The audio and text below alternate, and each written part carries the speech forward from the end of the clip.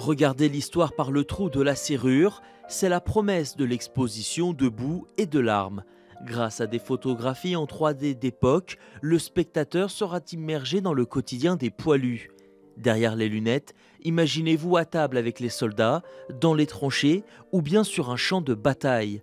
Grâce au relief et à la profondeur de champ, le résultat est saisissant.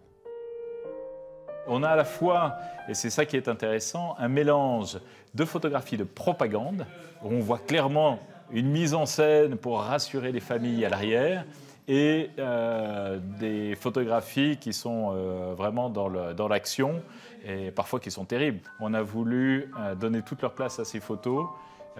Elles créent un choc, elles créent un impact. En plus de cette expérience, Semblançay accueille de nombreux objets de journaux d'époque. Une autre manière de perpétuer le devoir de mémoire à l'approche du centenaire de l'armistice.